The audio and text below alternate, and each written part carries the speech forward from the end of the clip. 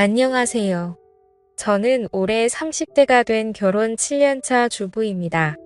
아들은 올해 5살, 딸은 3살로 눈에 넣어도 아프지 않는다는 말을 실감하고 있죠. 저는 간호대학을 나와서 동네 병원의 간호사로 일을 하고 있습니다.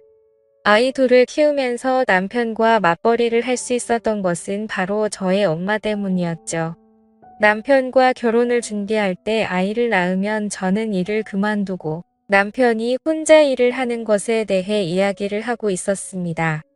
그렇지만 그때 저는 대학을 졸업해서 일을 시작한 지 겨우 6개월이 지났을 때였고, 아이가 바로 생겨서 일을 그만두게 되면 지금까지 해왔던 공부가 너무 아깝다는 생각이 들었습니다. 그래서 저희는 최대한 아이를 천천히 가지자고 이야기하였죠. 그때 저희 엄마가 반대하였습니다. 아이는 젊을 때 낳는 것이 좋다고 하시면서 엄마 집 근처로 신혼집을 마련하면 자신이 아이를 돌봐주겠다고 하였죠. 저도 그렇고 남편도 그렇고 엄마가 아이를 돌봐주면 그것만큼 마음이 편한 일이 없잖아요. 그래서 원래 제가 살던 곳에 신혼집을 장만하고 저희는 결혼을 하였습니다. 남편은 저보다 3살이 많은 직장인이었습니다. 우리는 친구의 소개로 만나서 1년 정도 연애하고 결혼을 하였지요. 남편의 아버지께서는 대학교 교수님이셨고 어머니는 일반 주부셨습니다. 대학교 교수가 돈을 얼마나 잘 버는지는 모르겠지만 그래도 꽤 풍족하게 자란 것 같았죠. 저희 결혼할 때도 시아버지께서 많이 신경을 써주셔서 신혼집도 장만하고 그랬거든요. 제 남편에게는 형이 한 분 있었는데 남편보다 2살이 많았습니다. 그런데 남편과는 아주 반대 성격의 사람이었죠. 남편은 공대를 나와서 졸업하고 바로 회사에 취직한 케이스였죠. 그리고 누가 봐도 성실하고 공부 잘하는 스타일이었습니다. 그에 비해 아주버님은 미술을 전공하고 1년 중 절반은 해외여행을 다니면서 자유롭게 인생을 즐기는 사람이었죠. 뚜렷한 직업 없이 디자인 의뢰가 오면 그때그때 일하시는 프리랜서였죠. 저는 좀 보수적인 성향이 있어서 그런 아주버님을 잘 이해 못하는 편이었습니다. 어쩌면 저의 이러한 성향 때문에 제 남편에게 반해서 결혼까지 한 것 같아요. 자유로운 성향의 아주버님이어서 제 남편이 저와 먼저 결혼하고 아주버님은 결혼에는 관심도 없어 보였습니다. 저희가 결혼하고 1년 뒤 저는 임신을 하게 되었죠. 시부모님에게 임신 사실을 알리자 시부모님은 너무 좋아하시면서 맛있는 것을 사주겠다고 주말에 나오라고 하셨죠. 그래서 식당을 예약하려고 하는데 시어머니께서 어른 6명으로 예약해 달라는 겁니다. 제가 의아해서 왜 6명인지 물어보자 시어머니는 아주버님이 여자친구를 데리고 와서 가족들에게 인사를 시키겠다고 하였습니다. 남편은 그 말을 듣고 많이 놀라며 말했습니다. 지금까지 형이 10명 넘게 여자 만났는데 부모님한테 처음으로 인사시키는 거야. 이거 왠지 결혼 생각도 있어 보이는데. 그래, 그러면 잘 된 거지. 아주버님도 언제까지 혼자서 저렇게 살 수는 없잖아. 빨리 짝 찾아서 결혼해야지. 주말이 되었고 저희 식구는 식당에 모였습니다. 시부모님은 저에게 수고했다면서 몸 조심하라고 격려도 해주시고 기분이 너무 좋아 보이셨습니다. 그때 아주버님이 여자친구와 함께 식당으로 들어왔습니다. 그런데 아주버님의 여자친구를 보자마자 저는 너무 놀라고 말았죠. 그 여자친구는 바로 저의 대학교 동기였습니다. 저랑 그렇게 친하지는 않았지만 서로 얼굴은 아는 사이였죠. 저 같은 경우는 학생을 더하고 학교 생활을 좀 활발하게 한 편이었고 아주버님의 여자친구는 학교 활동도 잘 안 하는 조용한 학생이었습니다. 그런데 키도 크고 좀 마른 편이고 얼굴도 하얗고 예쁘기 때문에 아르바이트로 쇼핑몰 모델도 한다는 소문이 있었습니다. 저는 이런 자리에서 그 친구를 만날 거라는 생각을 하지도 못했었는데 세상 참 좁다는 생각이 들었습니다. 아주버님이 여자친구를 데리고 와서 저에게 인사를 시키는데 그 친구도 저를 알아보고 반갑게 인사를 하더군요. 솔직히 그렇게 반갑지는 않았지만 저도 매우 반가운 척 인사를 했습니다. 그런데 원래는 제 임신을 축하하기 위해서 모인 자리였는데 순식간에 아주버님의 여자친구를 인사시키는 자리로 바뀌어버린 것이 좀 서운해졌죠. 티를 내지 않기 위해 무진장 애를 써서 사람들은 몰랐겠죠. 인사를 했습니다. 저도 제가 마음이 임신을 왔다는 것은 인정합니다. 그럼에도 서운한 마음이 드는 것은 제가 어떻게 할 수 없는 일이었습니다. 그리고 저보다는 제 뱃속에 있는 아이가 잊혀진 것 같아 더 서운한 느낌이 들었죠. 집으로 돌아가서 저는 대학교 친구에게 전화를 했습니다. 그리고 식당에서 있었던 일을 이야기했죠. 친구는 놀라면서 말했습니다. 걔 있잖아, 남자 소문 엄청 안 좋잖아. 진짜 난 모르는데 학교에서 만나는 사람 없었던 걸로 아는데 학교에서는 없었지. 그런데 걔 쇼핑몰 모델 했었잖아. 그러면서 유부남 사진 기사랑 바람도 났었다고, 그러고 남자 모델들하고 엄청 만나고 다녔대. 그리고 홍대 클럽 가면 걔 모르는 사람 없다고 그러더라. 이내 아주버님한테 조심하시라고 전해드려. 저는 친구의 말을 듣자 예전 학교에 떠돌던 소문들이 기억났습니다. 어떤 교수와 사귄다는 소문도 있었고 같은 대학교 운동선수랑 사귄다는 소문도 있었죠. 저는 아주버님이랑 그 친구랑 사귀는 것이 솔직히 말해서 싫었습니다. 제가 아주버님 일에 왈가왈부할 것은 아니지만 그래도 남편의 형님인데 그런 소문 안 좋은 여자를 만난다는 것이 마음에 걸렸죠. 구정이 되었고 저희는 시댁에 갔습니다. 시댁에 도착하니 아주버님과 그 친구가 와 있었습니다. 그 친구는 어머니를 도와서 전을 부치고 있었죠. 제가 일을 도와드리려고 하자 시어머니께서는 임신한 사람은 일하지 말고 쉬라고 하셨습니다. 그러면서 저 대신 남편을 불러서 음식하는 것을 도우라고 하셨습니다. 저는 식탁에 앉아 계신 아주버님 옆에 앉아서 이런저런 이야기를 하였습니다. 제가 아주버님에게 물어보았습니다. 아주버님 여자친구는 어떻게 만났어요? 제가 이번에 태국으로 혼자 여행을 갔었는데 여자친구도 혼자서 여행을 왔더라고요. 그래서 같이 밥 먹고 관광도 같이 다니다가 사귀게 되었죠. 와, 여행 가서 만나다니 로맨틱하네요. 이런 말하면 팔불줄 같지만 여자친구가 좀 예쁘잖아요. 그래서 제가 열심히 쫓아다닌 거죠. 맞아요. 대학교 때도 예쁘다고 남자들이 끊이지 않는다고 그러더라고요. 그러자 아주버님은 의미 있는 표정으로 저에게 물었습니다. 그래요, 대학교 때 인기 많았어요. 그게 저랑은 그렇게 안 친해서 잘은 모르거든요. 그런데 교수님이랑 사귄다는 소문도 있었고 쇼핑몰 모델 하면서 모델들이랑 만난다는 소문도 있었고요. 그리고 홍백클럽에서도 유명하다는 소문도 있었고요. 그러자 아주버님은 웃으면서 말했습니다. 그렇게 인기 많은 애가 내 여자친구라니 기분 좋은데요. 저는 제 귀를 의심했습니다.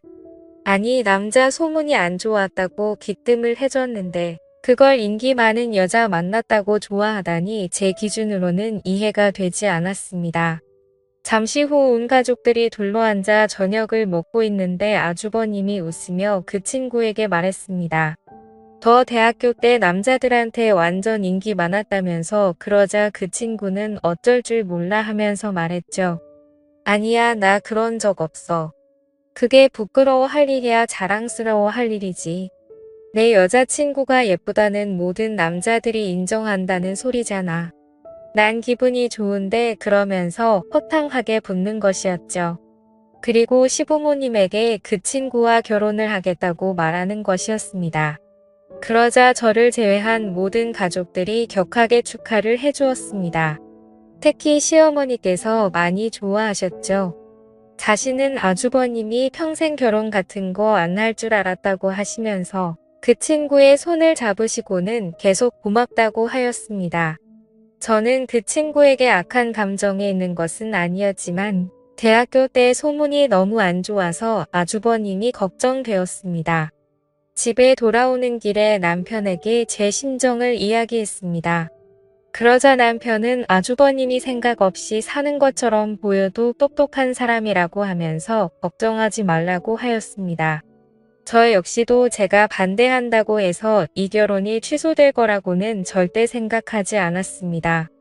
다만 마음 어디 한 군데가 계속 찜찜한 기분이었죠. 아주버님과 그 친구는 결국 결혼을 하였고, 그리고 한 달 뒤에 저는 출산을 하였고, 산후조리와 육아 때문에 아주버님과 형님을 만날 결의를 없었습니다. 하루는 엄마가 아이를 봐주신다고 하면서 오랜만에 밖에 나가서 친구들과 밥이라도 먹고 오라고 하였죠. 그래서 정말 오랜만에 근처 쇼핑몰로 가서 친구들과 점심을 먹고 커피를 한잔하고 있었습니다. 그런데 난직은 실루엣이 보였습니다. 바로 제 형님이었습니다. 한껏 멋을 내고 어디론가 가는 모습이었죠. 저는 아주버님을 만나러 가나 생각하고 있었는데 어느 젊은 남자를 만나는 것이었습니다. 그리고 함께 레스토랑으로 들어갔습니다. 그리고 며칠 후 저희 시댁 식구들이 다 모일 일이 있어서 남편과 시댁으로 갔습니다. 다들 모여서 이야기를 하고 있다가 제가 형님에게 물었습니다. 얼마 전에 쇼핑몰 오지 않았어요? 그러자 형님은 아무렇지 않게 말을 했습니다. 네, 약속 있어서 갔었어요. 그런데 그걸 어떻게 알았어요? 아니, 저도 친구랑 약속 있어서 갔었는데 형님이랑 비슷하게 생긴 사람을 봐서요. 아, 그랬구나. 봤으면 인사하시지 그랬어요. 그게 너무 멀어서 확실하지도 않았고 괜히 모르는 사람이면 어쩌나 싶어서요. 그런데 그렇게 입으니까 진짜 처녀 같았어요. 그래요, 고마워요. 오랜만에 옛날에 입었던 옷 좀 꺼내서 입어봤어요. 저는 아주버님에게 말했습니다. 아주버님은 조심해야겠어요. 쇼핑몰에서 형님 봤는데 너무 젊고 예쁘게 하고 다녀서 젊은 남자들이 연락처 달라고 막 쫓아올 것 같다니까요. 저는 거기서 젊은 남자를 만났던 형님을 믿고는 것이었는데 아주버님은 크게 웃으면서 말했습니다. 그러니까요, 이거 혼인신고서라도 코팅해서 목걸이로 걸어줘야겠어요. 그래야 안심이 되지. 하하, 안녕하세요. 저는 올해 30대가 되었. 저는 아주버님의 아무렇지도 않은 듯한 반응에 또 놀라고 말했습니다. 저는 좀 더 강하게 말하였습니다. 형님, 그런데 그 사람 누구예요? 잘생겼던데. 제 말을 들은 아주버님이 형님에게 물었습니다. 뭐야, 그날 가서 남자 만났어. 그러자 형님은 당당하게 말했습니다. 친한 동생이 이번에 취직했다고 맛있는 거 사주겠다고 해서 나갔었어. 그러자 아주버님은 형님에게 말했습니다. 그래서 맛있는 건 왕창 얻어먹고 왔어. 당연하지. 그날 배 터지게 먹고 왔어. 잘했어. 저는 두 사람의 대화를 듣고 좀 어이가 없었습니다. 아주버님에게 누구 만나는지 말도 안 하고 나가서 젊은 남자를 만나고 왔는데 그걸 또 아무렇지도 않게 넘어가는 아주버님도 이해가 안 갔습니다. 명절 때 시댁에 다들 모여서 식사를 하던 중에 과거 형님이 쇼핑몰 모델이었다는 이야기를 제가 했었습니다. 그리고 제가 예전 사진을 찾아서 아주버님에게 보여주었죠. 예전 사진 중에는 노출이 좀 있는 사진도 있었고 남자 모델들과 찍은 사진도 있었죠. 그러면서 저는 은근 슬쩍 말했습니다. 너무 예쁘지 않아요? 이때는 남자들한테 그렇게 인기가 많았어요. 라고 말하자 아주버님은 또 껄껄 웃으시며 말했습니다. 진짜 인기 많을 만하네요. 저는 다른 시댁 식구들은 안 들리게 아주버님에게 이야기했습니다. 아주버님, 이런 사진 찍는 거나 남자한테 인기 많았다는 거 아무렇지도 않아요. 그러자 아주버님은 별일 아니라는 식으로 이야기했습니다. 어렸을 때 이 사람 저 사람 만나봐야지 나중에 실수하지 않는 거라고 생각해요. 그리고 대학교 때 면접 만나기 전이잖아요. 저랑 만나고 나서 잘하면 됐지 이전에 어땠는지는 별로 신경 안 써요. 저는 그날 이후로는 아주버님과 형님에 대해서 아무 말도 하지 않았습니다. 아주버님이 저렇게 생각하는데 제가 말을 꺼내봤자 무슨 의미가 있대 그렇지만 형님의 과거가 신경 쓰이는 것은 어쩔 수 없었습니다. 오지랖이라고 할 수도 있겠지만 아주버님도 가족인데 신경 안 쓰는 것도 도리가 아닌 것 같았고 그냥 혼자서 스트레스 받으며 지내고 있었죠.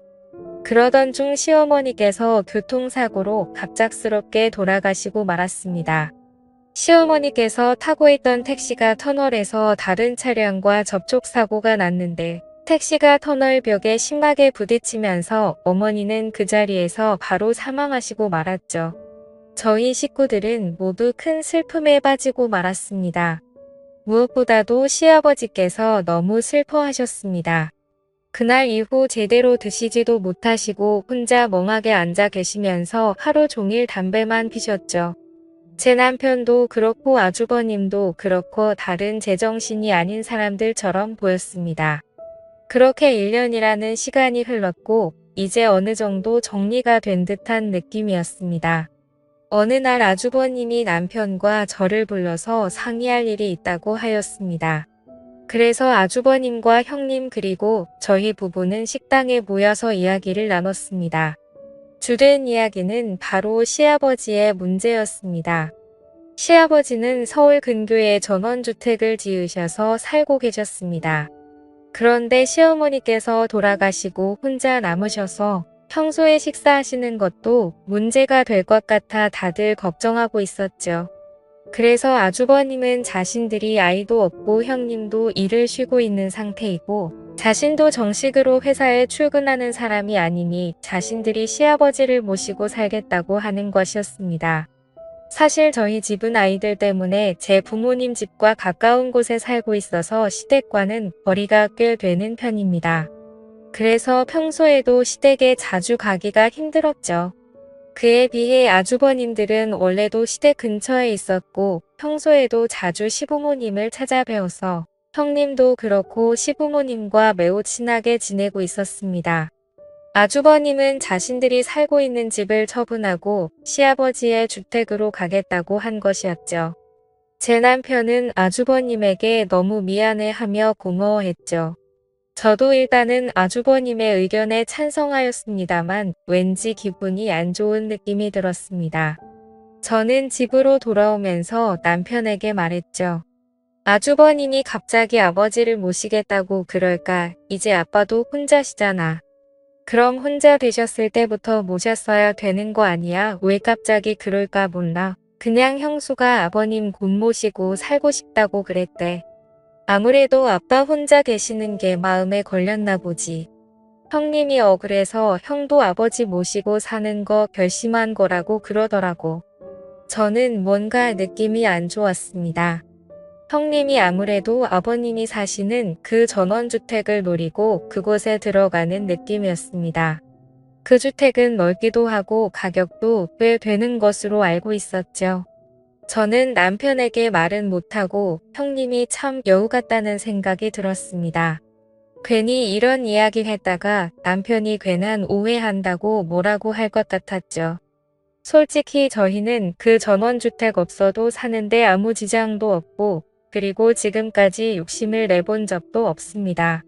그런데 사람이 참 감사한 게 형님이 그 주택을 노린다는 생각이 들자 저도 갑자기 그 주택에 사심이 욕심이 생기더라고요. 저는 집으로 돌아와서도 계속 욕심을 내지 말자 다짐했습니다. 그래 형님이 아버님을 모시고 사는 것만으로도 충분히 집값하는 거야. 그러니까 이해하자. 하지만 마음은 그렇지 않았죠. 추석 연휴가 다가왔고 제가 다니던 병원이 때마침 인테리어 공사를 하게 되어서 저는 의도치 않게 10일이 넘는 휴가를 얻게 되었습니다. 그냥 집에서 푹 쉬고 싶었는데 아이들이 놀러 가고 싶다고 노래를 부르더군요. 그래서 이번에 시아버지 댁에 며칠간이 있을 결심을 했습니다. 아주버님과 형님 사이에는 아직 아이가 없었고 저희는 아이가 둘이나 있었죠. 그리고 시아버지께서는 저희 아이들만 보면 뒤로 넘어갈 정도로 아끼고 좋아하셨습니다. 생각해보니 형님은 시아버지와 함께 살며 예쁨도 받고 서로 친하게 지낼 텐데 왠지 우리 아이들이랑 저만 소외당할 것만 같은 생각도 좀 들었죠. 저는 남편에게 제 생각을 이야기하니 남편도 흔쾌히 허락해 주었습니다. 그리고 남편은 지금 아주버님께서는 일 때문에 외국에 잠깐 나가 있는 상태라 아버님이 더 허전해 하실 거라면서 아이들이 가면 좋아하실 거라고 말했죠. 저는 짐을 챙겨 아이들과 시아버지 댁으로 갔죠. 저희가 가자 시아버지와 형님은 너무 좋아하더라고요. 아이들도 시골의 좋은 공기를 마시면서 마당에서 시아버지와 함께 놀며 즐거운 시간을 보냈습니다. 저는 옆에 형님이 있는 것을 보고 형님 시골에 온 지도 이제 2년째인데 어때요? 살만해요. 네, 좋아요. 공기도 좋고 여유롭고 그런데 좀 심심하지 않아요. 여기 보니까 근처에 아무것도 없던데 그렇게 심심할 겨를도 없어요. 집안일하고 아버님 챙겨드리고 그러면 하루가 다 지나가 있어요. 그때 아이들과 함께 있던 시아버지께서 좀 피곤하신지 자리에 털썩 앉으셨습니다. 그러자 형님은 급하게 시아버지에게 달려갔고 시아버지를 부축하였습니다. 그리고 시아버지는 그런 형님이 고마운지 형님의 손을 꼭 잡고 일어나셔서 형님의 어깨를 토닥여 주셨죠.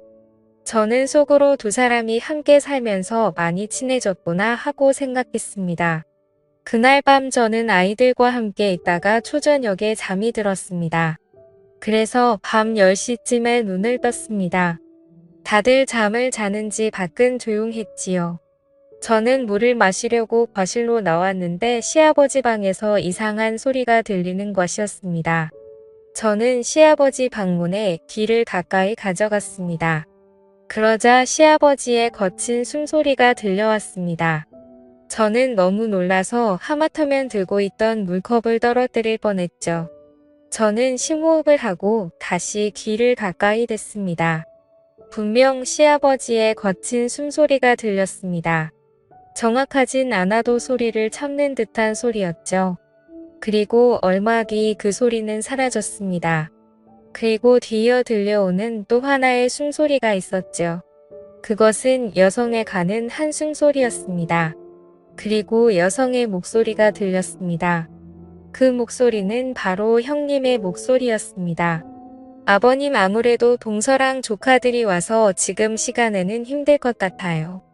내일부터는 1시간 정도 뒤에 올게요. 조금만 참으세요. 아셨죠? 그래, 우리 세아가 없었으면 어쩔 뻔했니? 아니에요. 제가 좋아서 이러는 건데요. 저는 그들의 대화를 듣고 심장이 떨어지는 듯한 느낌이었습니다. 그리고 달그락거리는 소리가 들려서 저는 얼른 아이들이 있는 방으로 들어왔습니다. 시아버지와 형님의 신음소리와 그들의 대화까지 저는 이 사실을 믿을 수 없었습니다. 저는 한 번 더 사실을 확인해야겠다는 생각이 들었죠. 다음 날 저는 아이들을 모두 재워놓고 저도 자겠다고 인사를 드리고 방으로 들어갔습니다. 그리고 저의 모든 신경은 거실로 향해 있었죠. 밖에서 인기척이 들리고 방문이 열리고 닫히는 소리가 들렸습니다. 저는 몰래 나와서 시아버지 방 앞에 서서 방문에 귀를 댔습니다. 그리고 그 안에서 어김없이 시아버지의 신음소리가 들렸죠. 이건 분명했습니다. 게다가 형님은 예전부터 남자 관계가 좋지 않았다는 소문이 많았죠. 아니 땡 굴뚝에 연기 나지 않는다는 옛말도 있었고 사람은 고쳐 쓰는 것이 아니라는 말도 생각이 났습니다. 그렇지만 아무리 남자가 궁해도 시아버지와 저런 관계를 맺다니 저는 너무나 큰 충격에 빠졌죠. 저는 마음을 단호하게 먹고 형님에게 따지기로 마음 먹었습니다. 저는 식탁에 앉아서 형님이 나오기를 기다렸습니다. 잠시 뒤에 형님은 자그마한 가방을 들고 시아버지 방에서 나왔습니다. 그리고 식탁에 불이 켜져 있는 것을 보고는 화들짝 놀랐죠. 저는 형님에게 차갑게 말했습니다. 잠깐 저랑 말 좀 해요. 그러자 형님은 알겠다고 하면서 식탁에 앉았습니다. 저는 단도직입적으로 물었습니다. 이 야심한 밤에 아버님 방에서 뭐 하고 있었던 거예요? 형님은 아무 말도 못하고 고개를 숙였습니다. 저는 말을 이어갔습니다. 아니 왜 아무 말도 못해요? 이러는 거 아주버님은 알고 계세요. 그이는 알고 있죠. 그리고 그이가 부탁한 일이기도 하고요. 저는 그 말을 듣고 너무 놀랐습니다. 뭐라고요? 아주버님이 부탁을 했다고요? 아니 세상에 어떻게 아마 도련님이었어도 그랬을 거예요. 그러니까 너무 뭐라고 하지 마세요. 저는 그 말이 더욱 어이가 없었습니다. 뭐라고요? 내 남편이어도 그랬다고요? 그러자 형님은 담담히 말했죠. 네. 동서도 나랑 같이 간호학과 나왔고 지금도 간호사로 일하고 있으니까 동서도 할 수 있는 일이죠. 저는 그 말을 듣고 좀 당황스러웠습니다. 그게 무슨 말이에요? 간호사랑 그거랑 무슨 상관이에요? 그러자 형님은 모든 사실을 털어놓았습니다. 사실 시어머님이 돌아가시고 아주버님께서 시아버지를 모시고 살고 싶어했는데 시아버님이 급구사양해서 함께 살지 못했다고 합니다. 그 스트레스 때문인지 건강이 많이 안 좋아지시더니 결국엔 급성으로 당뇨병에 걸리셨고 인슐린 주사를 주기적으로 맞아야 한다고 하였죠. 시아버지께서는 저와 남편이 걱정할까봐 말을 안 하셨고 형님과 아주버님이 함께 살면서 시아버지를 돌보고 있었던 것이었습니다. 저는 형님의 말을 듣고 이상한 생각을 한 제 자신이 너무 부끄러웠습니다. 저는 형님에게 오해해서 미안하다고 하며 제가 그동안 형님을 나쁘게 생각했었다고 고백을 했죠. 그러자 형님은 웃으며 말했습니다. 저도 제가 소문이 이상하게 난 거 알고 있어요. 그리고 동서가 저 별로 좋아하지 않는 것도 알고 있었고요. 그런데 언젠가 동서도 진실을 알겠지 하고 생각했어요. 동서 저 그렇게 나쁜 사람 아니에요. 그리고 20살 때 처음 동서를 봤을 때부터 동서랑 친하게 지내고 싶었어요. 이제 10년이 훌쩍 지났지만 앞으로 친구처럼 지내요. 네, 저는 형님이 이렇게 마음이 넓은 사람인 줄 이제야 알게 되었습니다.